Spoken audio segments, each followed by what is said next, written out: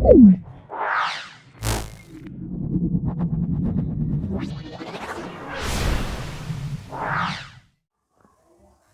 है बच्चों, अब जो है आज हमारा, कल हमने लास्ट वीडियो में अपना जो है 9th क्वेश्चन तक हमने सॉल्व किए थे अपनी फर्स्ट एक्सरसाइज को।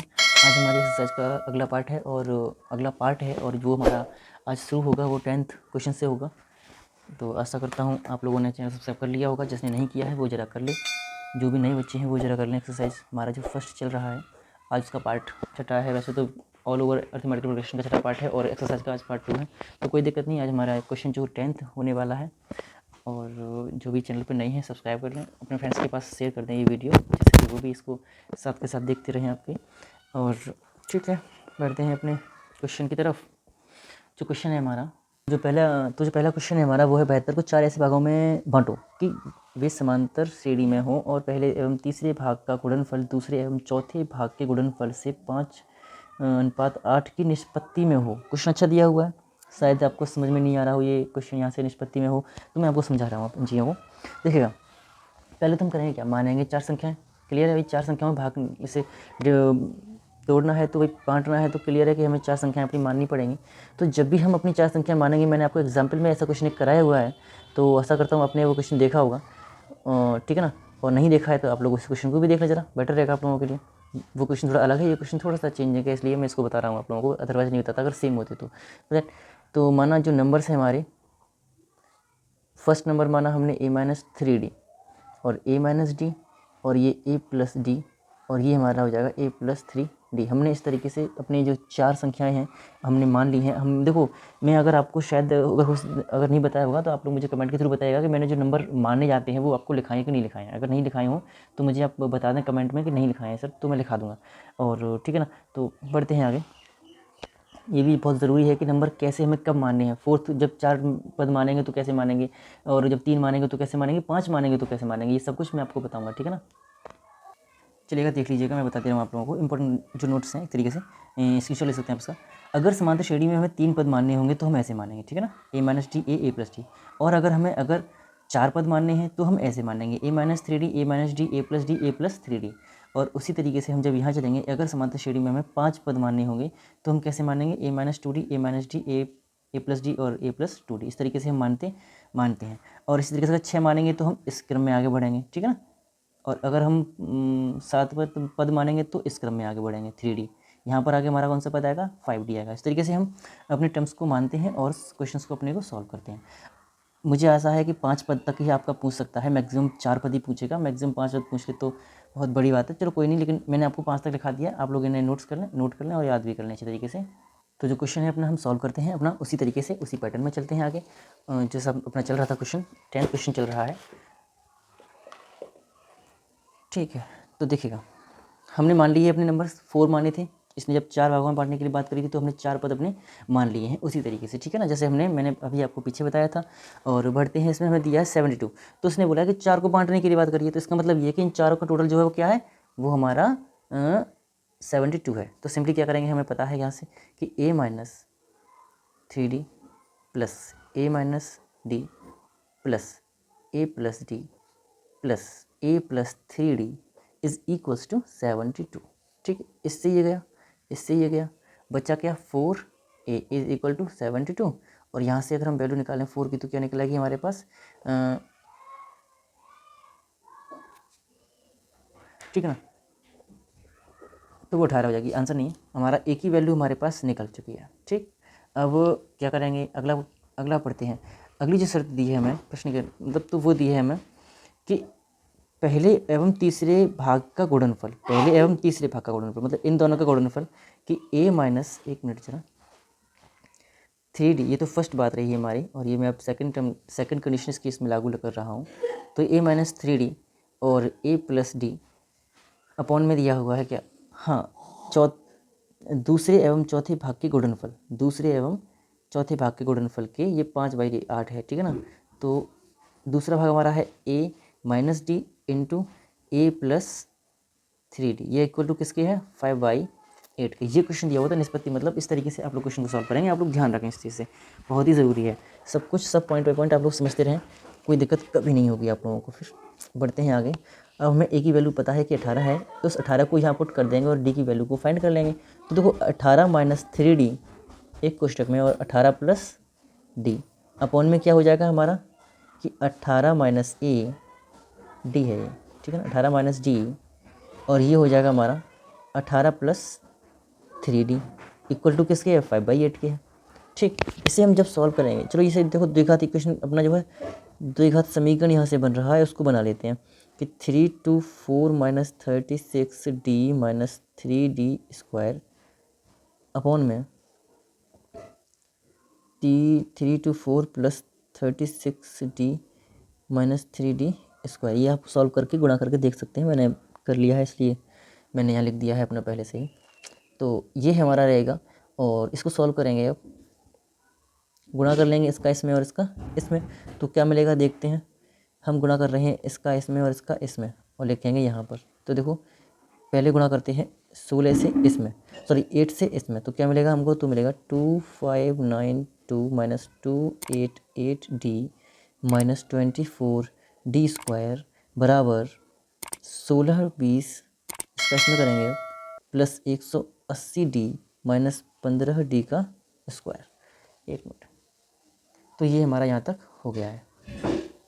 आशा करता हूँ आप लोगों को यहाँ तक कोई भी दिक्कत नहीं हो रही होगी। आगे लेते हैं क्वेश्चन को अपने को। देखिएगा यहाँ इसको जब घटाने के बाद हमारे पास जो नया क्वेश्चन बन रहा है वो है 9D² plus 468D minus 972 is equal to 0। यहाँ से अगर हम 9 से डिवाइड कर दें पूरे क्वेश्चन में तो बन रहा है हमारे पास देखो D² plus 52D minus 108 is equal to 0। और इन दोनों को जब हम सॉल्व करेंगे तो हमारे पास जो गुणनखंड मिलेंगे वो क्या मिलेंगे 2D और D माइनस 2 इक्वल, अरे भाई एक मिनट जरा वीडियो आ नहीं पाया उसमें, हाँ ठीक है। देखिएगा इसको हमने यहाँ से सॉल्व करने के बाद ये क्वेश्चन बनाया, यहाँ से 9 से डिवाइड किया है हमने, यहाँ लिख दे रहा हूँ डिवाइडेड बाई 9, और उसके बाद हमें क्वेश्चन ये मिला है और इसको सॉल्व करने पर हमें ये मिला है। यहाँ से हम क्या करेंगे डी की वैल्यू निकालेंगे, तो डी की वैल्यू क्या निकल रही है, एक तो 2 निकल रही है और आई थिंक वही बेटर है। ये तो माइनस का 54 है, काफ़ी लंबा हो जाएगा सॉल्व करने के लिए, तो 2 ही ले लेते हैं और अपना जो उसमें वैल्यू पुट करने के बाद जो हमारी वैल्यूज़ जो नंबर्स निकलेंगे, श्रेणी निकलेगी, वो क्या निकलेगी, first, second, third and fourth.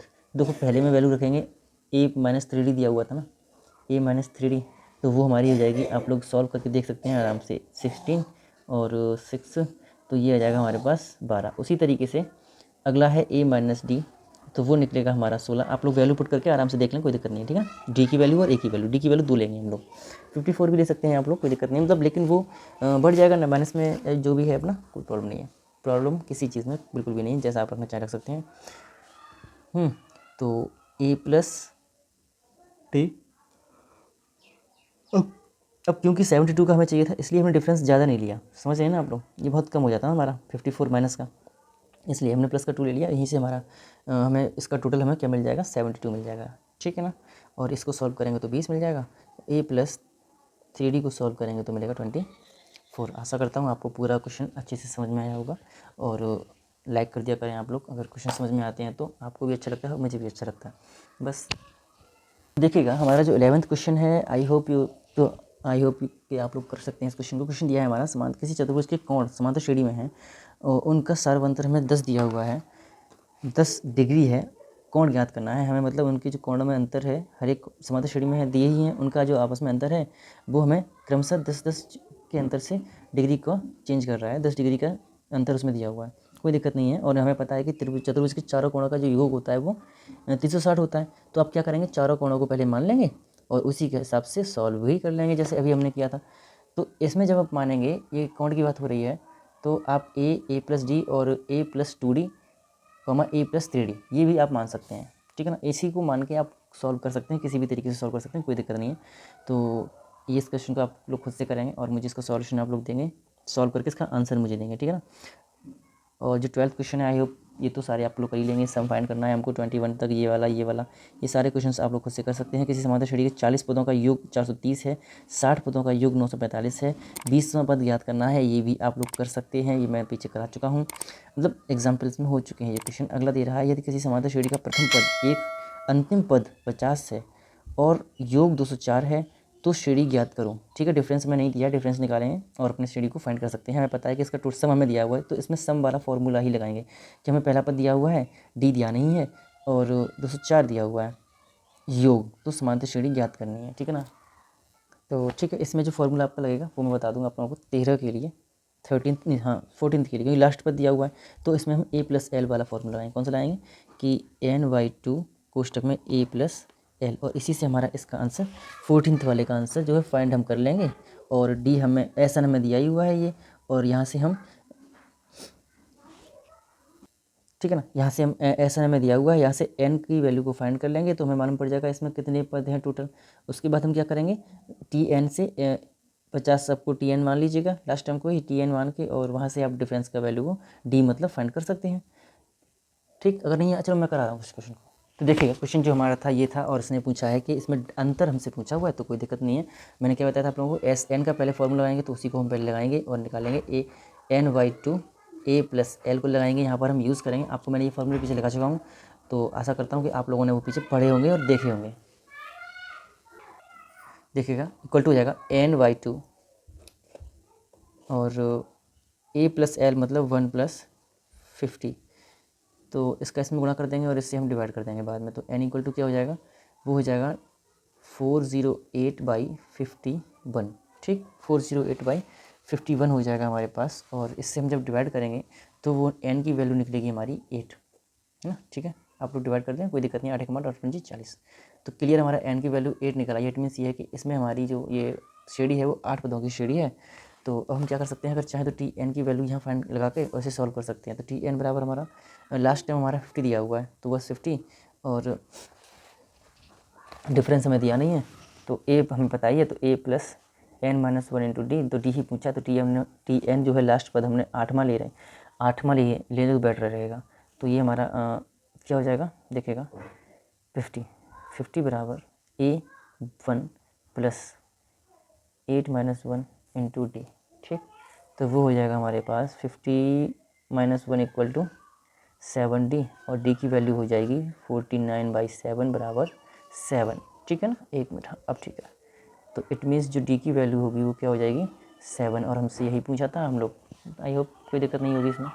तो देखिएगा ऐसा क्वेश्चन हमने एग्जाम्पल में किया था पहले, कि क्वेश्चन दिया है हमें कि p पद हमें 1/q दिया है, q पद हमें 1/p दिया है, 1/p दिया है। इसने बोला है कि p q पदों का जो योग है वो क्या है 1/2 pq + 1। कोई दिक्कत नहीं, बहुत ईजी क्वेश्चन आई थिंक। तो करते हैं इस क्वेश्चन को। देखिएगा हमें, जैसे मैंने आपको बताया था लास्ट की तरह, हम इसमें भी इक्वेशन को बनाएंगे। तो जो पहला इक्वेशन बन रहा है वो क्या बन रहा है हमारा, वो बन रहा है a + p - 1d, और ये बन रहा है a + q - 1 × d = ये। तो ये पहला इक्वेशन मान लेंगे, इसे सेकंड इक्वेशन मान लेंगे, और इसको सॉल्व हम कर लेंगे उसी तरीके से। एक मिनट जना, आई थिंक अब क्लियर दिखाई दे रहा होगा आप लोगों को। तो क्वेश्चन करते हैं अपना सॉल्व। तो इसे घटाने पर कर देते हैं इसे सॉल्व, है ना। चलो यहाँ लेके देते हैं, घटाने पर इन दोनों में से हम इसे घटाएंगे तो ये घट जाएगा, बचेगा क्या, डी कॉमन ले लेते हैं यहीं पर हम। तो p - 1 - q - 1, चलो बाद में से सॉल्व कर देंगे, इक्वल टू, तो देखिएगा 1/q - 1/p, इसको सॉल्व करेंगे तो क्या मिल जाएगा हमको, p - q/p q, और देखिएगा इसको सॉल्व करेंगे तो क्या मिलेगा, d p - q और -1 + 1। ठीक है ना, इससे ये चला जाएगा सिंपली, और p - q से p - q कट जाएगा। चलो आगे ही लिख के काट देते हैं, एक मिनट ज़रा, ठीक है ना, आगे ही लिख के काट देते हैं इसे। p - q बराबर p - q/pq। ठीक है, इससे ये ख़त्म हो जाएगा। तो हम देख सकते हैं यहाँ से d की जो वैल्यू निकल रही है वो निकल रही है 1/pq। इट मीन्स जो डिफरेंस है हमारा वो निकल रहा है 1/pq। तो यहाँ से pq की वैल्यू निकाल ली है, और हम इसी को पुट करने के बाद a की वैल्यू को भी फाइंड कर लेंगे। तो इसको पुट करने के बाद हम किसी भी इक्वेशन में रख सकते हैं और a की वैल्यू जो है फाइंड कर सकते हैं। आप इतना तो कर ही सकते हो, तो मैं इसको डायरेक्टली कर ही दे रहा हूँ। यहाँ पर a की वैल्यू निकल रही है हमारी, a की वैल्यू भी हमारी क्या निकल रही है 1/pq। सो आई होप ये आप खुद से ये दोनों वैल्यूज़ को फाइंड कर सकते हैं। तो इसलिए मैंने इसे सॉल्व नहीं किया है, टाइम बहुत बढ़ जाता है इसलिए। और लेते हैं आगे, इसे आगे सॉल्व करते हैं। अच्छा एक बात बताइए, जो सम का फॉर्मूला था वो तो सभी को याद ही होगा, हम उसी फॉर्मूले में ये सारी वैल्यूज़ को अब लगाने वाले हैं और उसको सॉल्व कर देंगे। n/2 आपको याद होना चाहिए, ये तो फॉर्मूला भाई। अब तो सॉरी प्लस आएगा यहाँ पर n-1 इंटू डी, और ये हमारा कोष्टक बंद। ये हमारा फॉर्मूला है। n जो है, अब हमसे पूछा क्या है, पी क्यू पदों का योग, ठीक है ना। हमें पूछा क्या है, एस पी क्यू पूछा है हमसे। तो एस पी क्यू निकालने के लिए यहाँ पर पी क्यू बटे 2 करेंगे, और यहाँ पर भी हम जो 2a हमारा क्या था, 1/pq था, तो लिखा रहने देंगे, प्लस n-1 कोष्टक लगा देते हैं। n हमारा पी क्यू है तो पी क्यू -1 हो जाएगा। डी हमारा क्या है, 1/pq, ठीक है ना। तो देखो यहाँ से अगर हम 1/pq कॉमन ले लें तो हमारा ये वाला pq जा रहा है, ठीक है, तो 1/2 बचेगा यहाँ पर, और अंदर क्या बचेगा हमारा 2 + pq और -1। यहाँ तक कोई दिक्कत परेशानी हो तो बताना आप मुझे कमेंट के थ्रू। और यहाँ तक अपना क्वेश्चन हमने सॉल्व कर लिया है, आगे बढ़ते हैं। तो देखिएगा 2 में से 1 गया, 1 बचेगा, तो इट मीन्स जिसका आंसर हो जाएगा वो क्या हो जाएगा, +1/2। यही हमारा इसका आंसर हो जाएगा फाइनली। पी क्यू का जो सम है वो क्या निकलेगा, वो ये निकलेगा 1/2 pq + 1। यही हमारा इसका आंसर हो जाएगा। आई थिंक यहाँ तक आपको सब कुछ क्लियर समझ में आया होगा। और यही इसने पूछा भी था, आई थिंक प्रूव करवाया था ना ये क्वेश्चन। तो हाँ, तो ये हमारा प्रूव हो चुका है, ठीक है ना। ये हमसे प्रूव करवाया था क्वेश्चन, तो हमने वो सिद्ध कर दिया है। 1 मिनट जरा, ठीक है, वो मैंने लिखा नहीं था पीछे, इसलिए कन्फ्यूजन में था मैं भी। तो चलो ठीक है, कोई नहीं, ये हमसे सिद्ध करवाया था हमने, क्वेश्चन को सही से सिद्ध कर दिया है। आप लोग इस क्वेश्चन को इस तरीके से सॉल्व कर सकते हैं। अगर पूछे तो आगे कभी भी कि पी क्यू का हमें सम निकलवाओ या कुछ भी, तो आप लोग यहाँ से फाइंड कर सकते हो। मुझे नहीं लगता कि आपको इस क्वेश्चन में कोई दिक्कत होने वाली है, इस टाइप के क्वेश्चन में कोई दिक्कत होने वाली है। क्वेश्चन करते हैं अपना नेक्स्ट। तो ठीक है, अगला जो मैं क्वेश्चन आपको होमवर्क के लिए देना चाहता हूँ वो है हमारा 16 क्वेश्चन। मैंने भी 15 क्वेश्चन किया करके दिखाया था आप लोगों को, इंपॉर्टेंट भी था। देखो ये जो क्वेश्चन दिया है ना 16 में, 1 मिनट जरा, हाँ अब ठीक है, 16 में जो क्वेश्चन दिया हुआ है, यदि किसी समांतर श्रेणी के पी पदों का योग हमें क्यू है तथा क्यू पदों का योग हमें योग दिया हुआ है, तो योग वाला फॉर्मूला आएंगे हम यहाँ पर। टी एन का नहीं, एस एन का फॉर्मूला आएंगे। तो ये बात आप लोग ध्यान रखें। इसने पूछा है, कोई दिक्कत नहीं है, पी प्लस क्यू पदों का योग पूछा है तो कोई दिक्कत नहीं, आप लोग वही पी प्लस क्यू का फॉर्मूला लगा देंगे, एस पी प्लस क्यू का और पी प्लस क्यू बाई 2 करके इस तरीके से सॉल्व कर सकते हैं। तो ये आप कर ही लेंगे।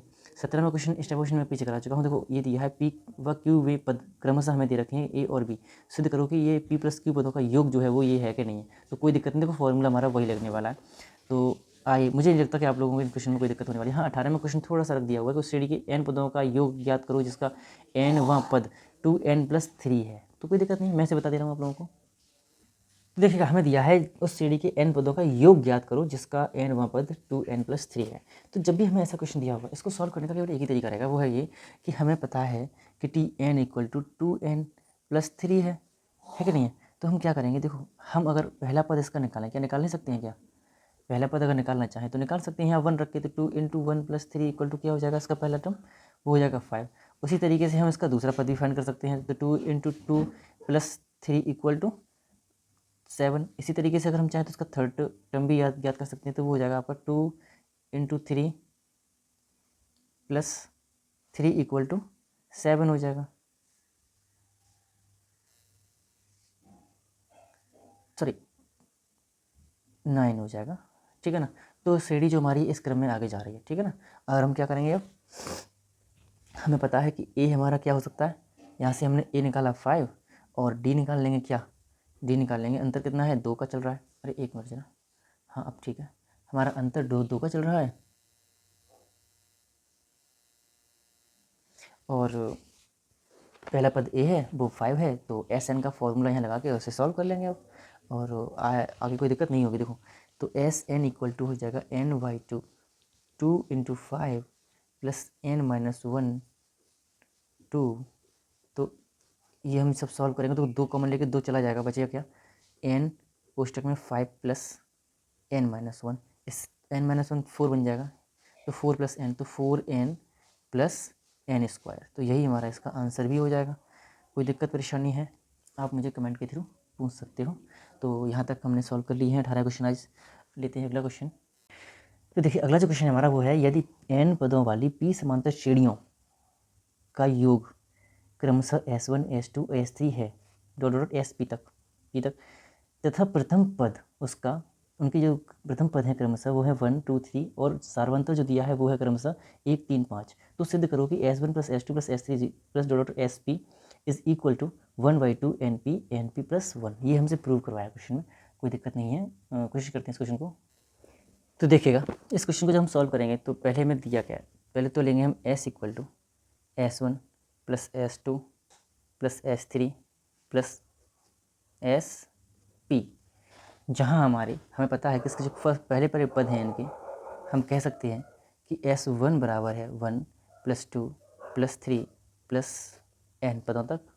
और आगे हम कह सकते हैं, अब एक बात बताइए, क्योंकि हमारे पास हमें पता है कि जो a है वो 1 है और सर्व अंतर जो है वो क्या है, d बराबर 1 है। भाई क्रमशः दिए है ना सब कुछ, पहला पद a दिया हुआ था और उसका अंतर हमें दिया हुआ क्रमशः सभी का, तो हम ये यहाँ से क्या करेंगे, श्रेणियों को फाइंड कर सकते हैं अगर चाहें तो। पहली श्रेणी हमने निकाल ली है पहले पद से कि भाई पहले पद का, अगर क्वेश्चन में, एक मिनट जरा क्वेश्चन बताता हूँ आपको। क्वेश्चन में दिया था पहला पद एस, जो भी पहले पद थे वो क्रमशः दे रखे थे हमको, तो पहला पद पहली श्रेणी का 1 था और पहली श्रेणी का अंतर क्या था, वो 1 था, तो वो हमने उससे क्या किया, एक श्रेणी बना ली।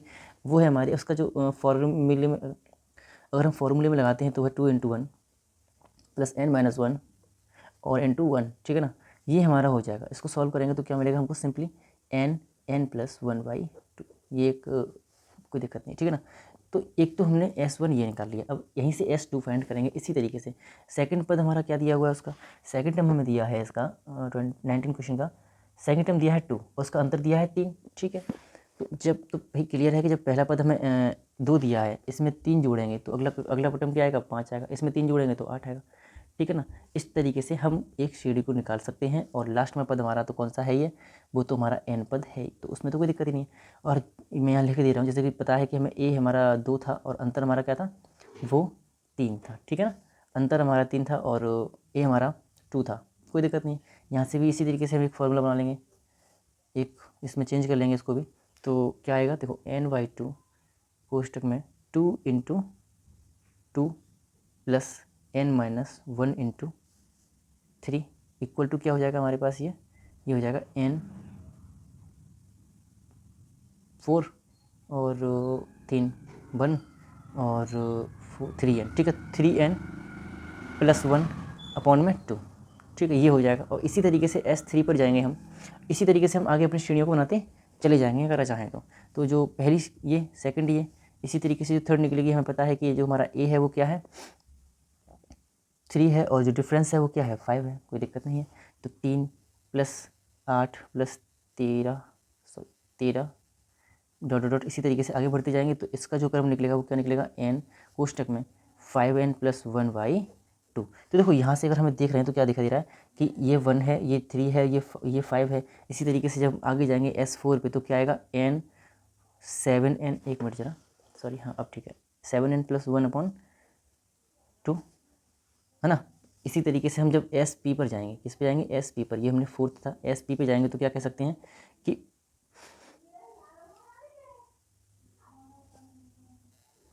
चलो ठीक है ना।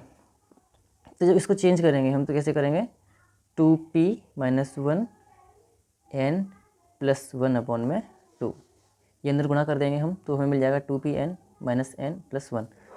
ठीक, आगे बढ़ते हैं। तो ये तो हमारा रहा इतना। अब इसने क्वेश्चन में हमें करना क्या है, ठीक है। अब हम क्या करेंगे, ये देखेंगे कि जो हमारा S1 है, S2 है, S3 है और S4 है या SP तक जो भी एक श्रेणी बन रही है, क्या ये समांतर श्रेणी है या नहीं है। अगर ये समांतर श्रेणी निकलेगी तो शायद हमारा क्वेश्चन काफ़ी ईजी हो जाएगा।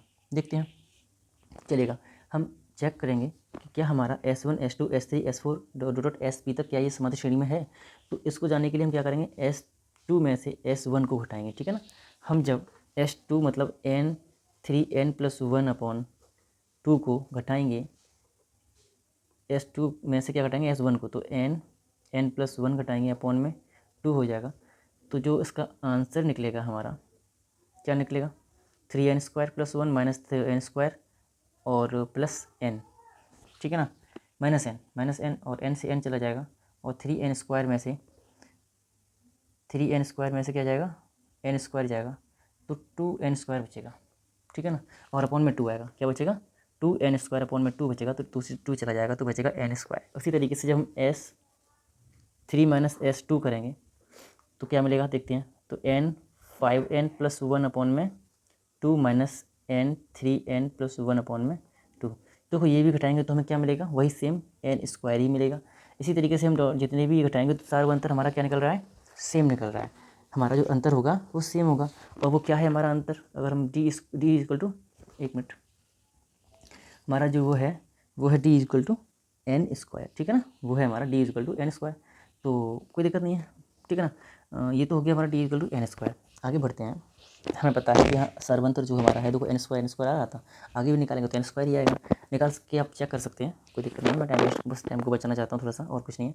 तो यहाँ से अगर हम पूरी अब इस श्रेणी का सम निकालें, देखो एस बराबर करें हम, इसलिए S1 + S2 + S3 dot dot S P तक जाएंगे हम। तो ये क्या निकलेगा हमारे पास, एक मिनट जरा सही से लिख दूँ, ठीक है ना।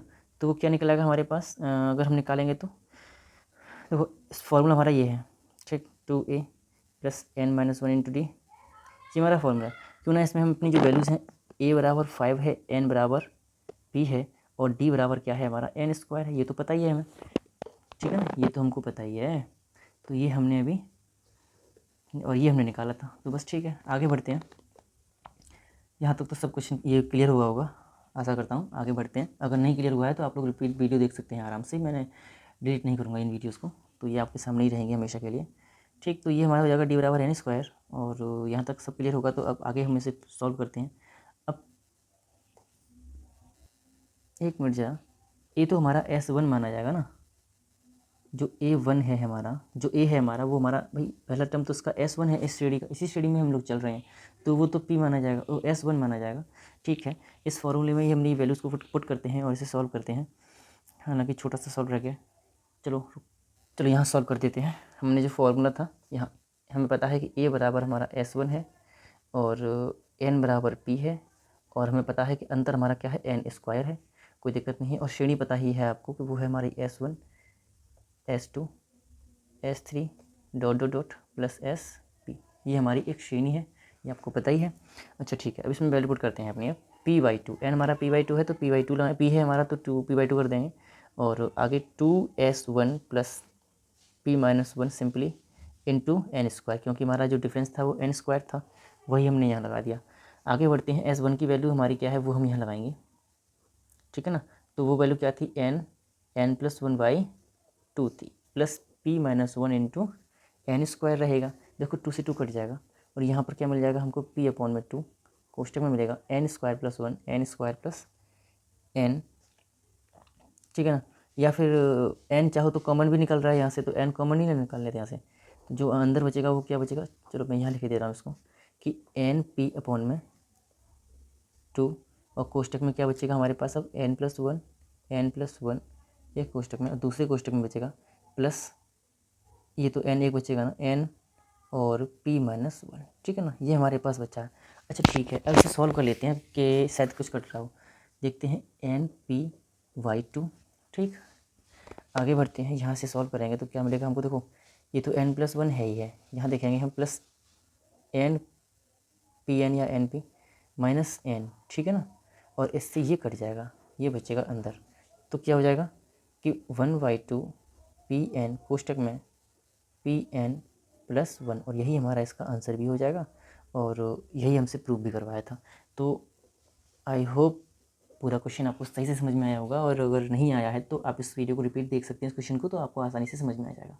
और आज के लिए बस इतना ही लेते हैं। अच्छा क्वेश्चन देखते हैं, अगला क्या क्वेश्चन है। देखिए जो 20वां क्वेश्चन है अपना वो है ये, तो यदि किसी समांतर श्रेणी का पहला पद A है, दूसरा पद B है और अंतिम पद C है, तो सिद्ध करो कि n पदों का योग ये है। कोई दिक्कत नहीं, ये तो आप लोग कर ही सकते हो, पहला पद ये दिया हुआ है, दूसरा पद ये दिया हुआ है, अंतिम पद हमें दिया ही हुआ है, तो सिद्ध करो कि n पदों का योग ये है।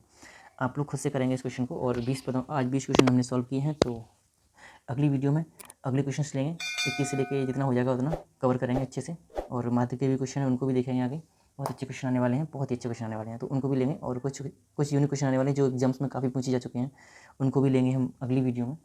तो इस वीडियो में बस इतना ही रखते हैं, और जो भी वीडियो में नए हैं वो वीडियो को लाइक कर दें, और वीडियो अगर अच्छा लगा है तो अपने फ्रेंड्स के पास भी शेयर करें, भाई उन्हें भी ऐड करें मेरे साथ में। जो भी वीडियो पर नए हैं उस चैनल को सब्सक्राइब कर लें और नोटिफिकेशन ऑन कर लें, और बस।